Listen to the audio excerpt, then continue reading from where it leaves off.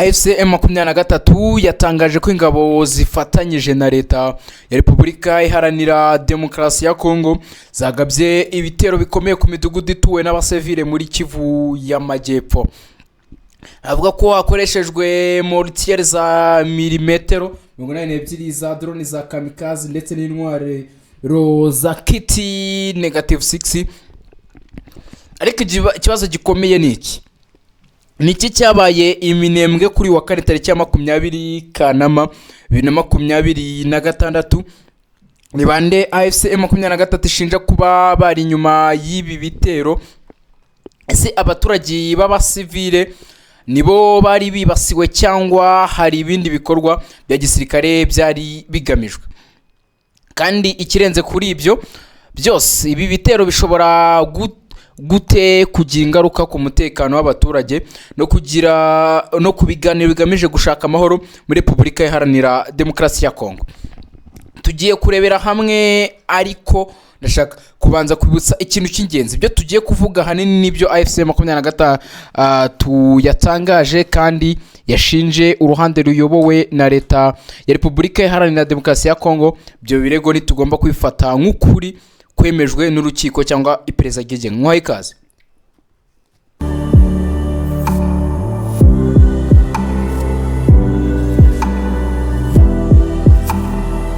Reka tubanze duhere ku byatangajwe ku cyabereye iminembwe.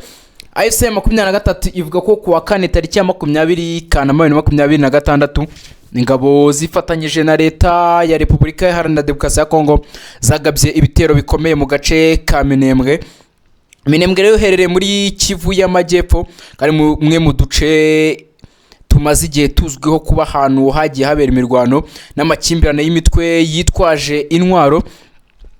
Nkuko AFC M23 ivuga, ibyo bitero byatangiye ahagana saa 12:45 za mu gitondo, no kuvuga amasaha ya mbere y'umunsi igihe abaturage benshi abatangiye ibikorwa byabo bya buri munsi. AFC M23 ivuga ko ibitero byibasiye cyane imidugudu ya Rugezi, Nyaruhinga na Mukoko. Iri tsinda rivuga ko hari ahantu hatuwe cyane n'abasivile, kandi icyo gituma iyi nkuru iba ikomeye cyane. Iyo bisasu biremere biguye ahantu hatuwe n'abaturage, impungenge ziba nyinshi cyane ku buzima bw'abasivile, amazu yabo ndetse n'imibereho yabo. AFC M23 ivuga ko hakoreshejwe intwaro ziremereye. Ikindi rero kintu cyagatsweho cyane na Lawrence Kanyuka nuko ubwoko bw'intwaro AFC M23 ivuga ko bwakoresheje. Yavuze ko mu bitero hakoreshejwe mortier za milimetero 82, mortier n'intwaro ikoreshwa mu kurasa ibisasu ku ntera runaka, cyane ku buryo igisasu kigenda murongo uzamuka mbere yo kugwa mu ntego. Iyo intwaro nk'izi zikoreshwa hafi y'ahantu hatuwe n'abasivile, bishobora guteza impungenge zikomeye. AFC M23 kandi yavuze ko hakoreshejwe drone za kamikaze. Izi drone zishobora gutwara ibisasu cyangwa izindi z'intambara, hanyuma zigakoreshwa mu kwibasira igice runaka.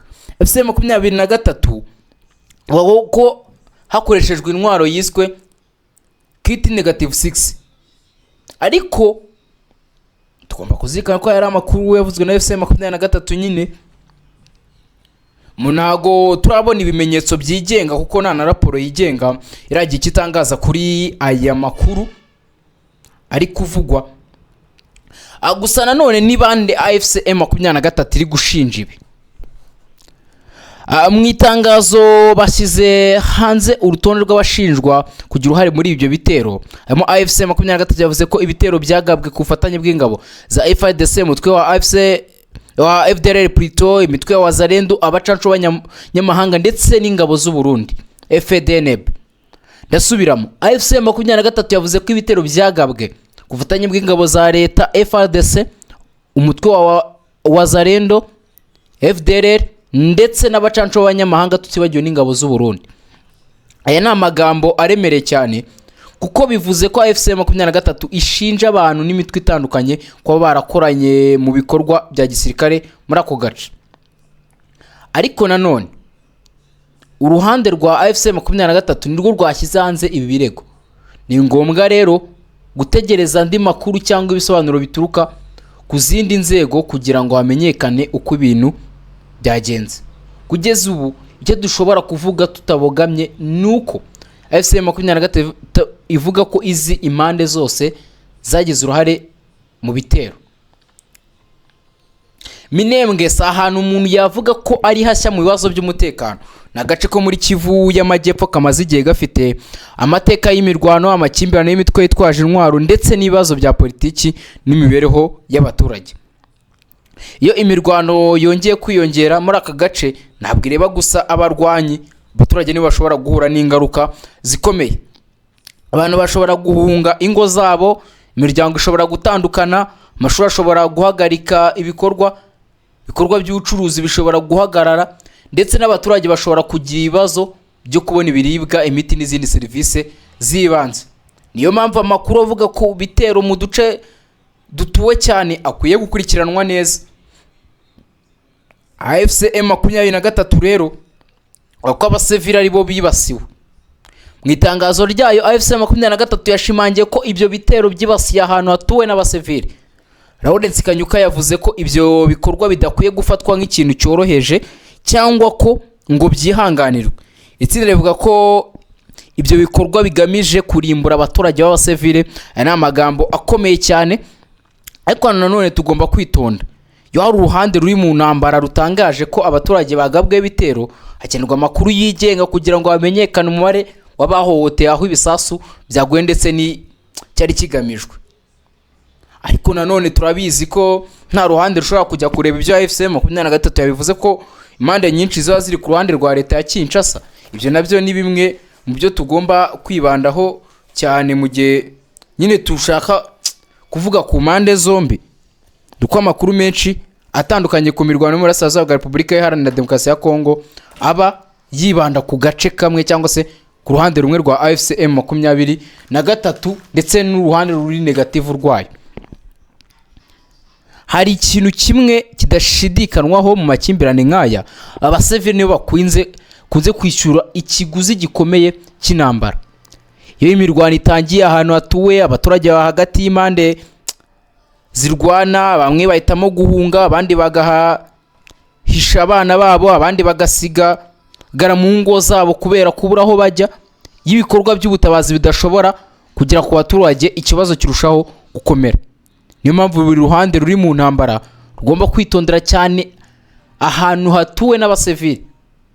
Kandi amakuru yose avuga ku bitero nk'ibi akwiye gukurikiranwa mu buryo bwitondewe. Reka twongere turebe kuri drone zavuzwe muri iri tangazo. Ko ni drone za kamikaze. Mu ntambara z'iki gihe drone zimaze kugira uruhare runini. Zishobora gukoreshwa mu kurebaho ingabo z'undi mutwe zerereye gukurikirana ibikorwa bya gisirikare cyangwa gutwara ibisasu. Iyo drone zikoreshwa nk'intwaro yo kwiturikirana ku ntego cyangwa se guhashya umwanzi, ishobora guteza ibyangika byinshi.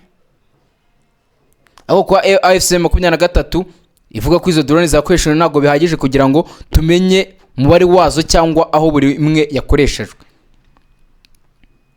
Muri tangazo AFC 23 yanavuze ko ingabo z'u Burundi FDNB ibi ni ikirego gikomeye kubera ko bireba igihugu cy'abaturanyi ba Repubulika Iharanira Demokarasi ya Kongo.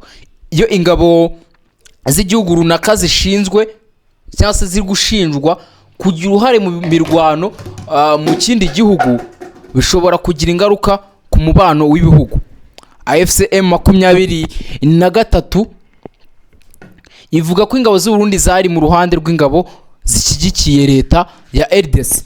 Ariko hano tugomba gukomeza gukoresha imvugo yitonda. Ibi ni ibyavuzwe na AFC 23. AFC 23 kandi yashyize ku rutonde FDLR na Wazalendo. Wazalendo ni izina rikoreshwa ku mitwe itandukanye y'abarwanyi bafatanya na leta ya Repubulika Iharanira Demokarasi ya Kongo kurwanya n'imitwe yirwanira mu Burasirazuba bwa Kongo.